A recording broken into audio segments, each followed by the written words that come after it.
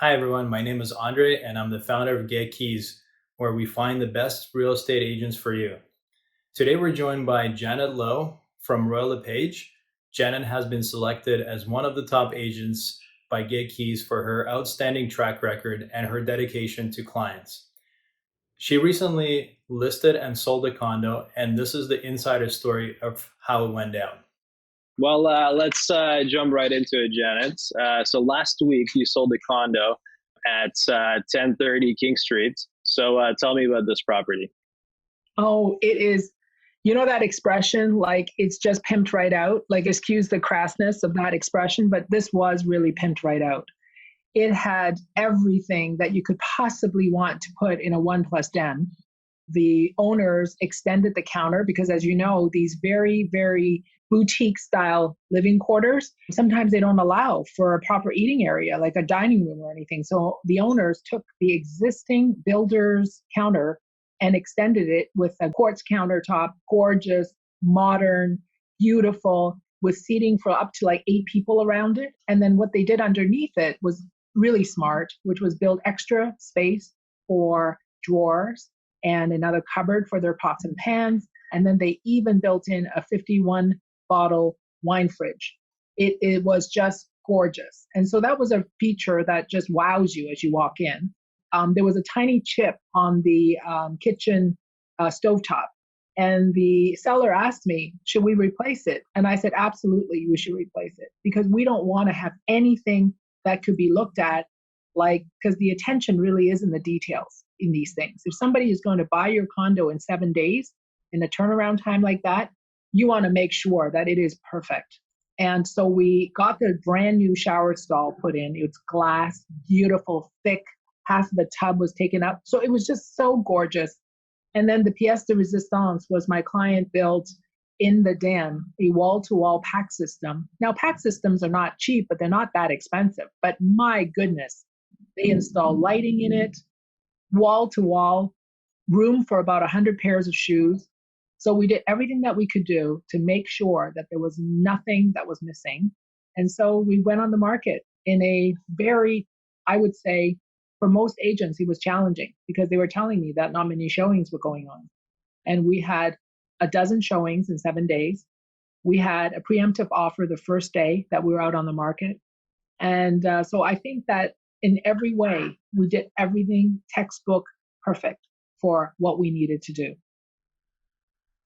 Perfect. And I'm noticing that the floor plan looks very different. It's very different from the boxy layouts that you usually get in the condos. So you listed the unit at 579. How did you arrive at that price with your client?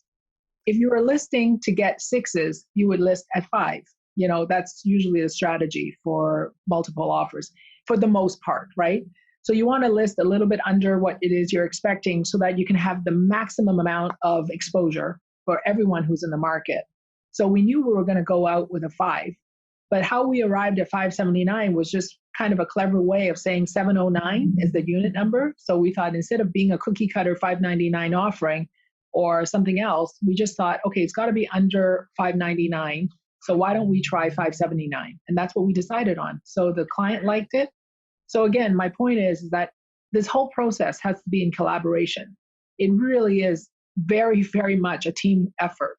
So even the price, I'm the expert. I knew what it had to be priced at. I knew the range. But as far as the number, why not have something fun? So 579. September 17th, that you get posted to the MLS, and then you get a preemptive offer right off the bat. Is that what happened? First day out, we got a preemptive offer in writing, and a very eager buyer wanted the unit. And again, what that signaled to us, to myself and the seller, was that we did everything right. This is exactly the outcome that we wanted. We wanted to make the unit irresistible. And it was. So for this one particular buyer, they came with an offer. It was a good offer, but it wasn't what we were looking for. So my client relied on me for a steady hand. And I told them, this is a good beginning, but it's not the end. So let's stay firm to our objective and our plan, and let's get this thing sold at the level that we said we wanted. So we held out. And the whole week, I had to keep engaging that particular buyer, keep on top of that buyer so that they were incentivized to come back on offer day a week later to make another offer, which is what happened. A week later, how many viewings did you end up getting on the property? We had 12 showings, and on offer day, we ended up with 4 offers.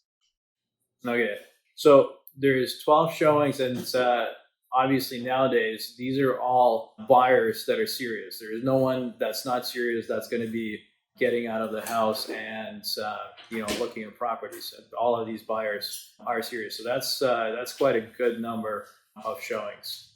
A lot of the work that I do before we go out to market is to really test what the market is doing. So I do a lot of homework before a listing too. And I talk to all the agents who had sold or had listings in that building and, interviewing them to really get a clear picture of what was happening. And agents were telling me that they were not getting any showings. They said, "Oh my God, you're going to hold back offers? Are you crazy? Like we've been so slow. Like, that's a really bold move." But again, in consultation with what my sellers needed, that's the strategy that works. With that said, 12 showings in what I was told was a very slow market those couple of weeks. And then, of course, being the irresistible factor, we got 4 of the 12 people to make offers, which is astounding. So it's great. It's a very challenging environment if you're a seller. To have this kind of interest in the unit is quite unique. 4 offers on the table. How did you handle the situation to get your client the best deal? One of the things that I do is that I don't take every offer at face value. I do assume if they're at the table making an offer that there's always some room to go and that their first offer may not be their best offer. So I didn't discount any of them, even though one of the 4 was actually quite low. I wanted to make sure that we had competition as long as we could, engaging the buyers and making sure that they knew what the product was. So the whole night that we were on offer, reinforcing the value. There was a lot of me calling agents. I find that sometimes on offer night, like agents don't necessarily call each other to talk things out, to clarify things, to get the minute by minute response from people. So much of our transactions these days is like fax it over or email it over, and that's it. But I do find that the human touch, especially on offer night, is so important because then, you're also getting feedback about, some nuances of what the buyers might be looking for or what their sensibilities are. And so I found that very helpful on offer night to keep the communications open. So in the end, the lowest offer did not really match the other 3. The other 3 were very competitive and they all improved at the end of the day. And ultimately, we worked with 2 right till the end because the 2 most closely matched what my client was looking for. And in the end, we were able to select one that was absolutely the perfect offer for my sellers. You got the offer, no conditions, preferred dates, and 56,000 over asking.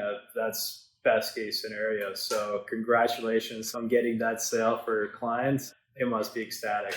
So let's change the gears a little bit and maybe talk about the broader market. Where do you see the condo market heading in the next 3 to 4 months? I think that the demand is there right now for good real estate. I think people are really putting priorities in their living space. So I don't think the demand has waned, but I do see that there is a softening in the price. I see a softening in the price of properties. And I am advising my buyers right now to get themselves qualified and get a proper qualification so that when an opportunity comes up, which I think there will be in the next 3 months, I think that they should be ready because, housing in Toronto, I don't think it's ever the demand, I don't think it's going to die down. So it's just going to be in their best interest, buyers' best interest to be ready for an opportunity when it comes up. I tend to agree. I think there's going to be at least a short-term blip in the prices for condos. I think there are going to be some really good buying opportunities. And obviously for buyers that are ready and are quick, I think they will find some really good deals. Now, On the flip side, what would you recommend for someone that's looking to sell a condo right now? Work with somebody really professional. Work with somebody who's dedicated to your goals. So I think that first and foremost, work with a professional who knows what they're doing, has a track record, and is going to listen to you and collaborate with you, and that they understand what it is that you're trying to achieve and can deliver on it. So you're not wasting your time. That is it for this one. If you liked the video, click the like button and leave a comment. See you in the next one.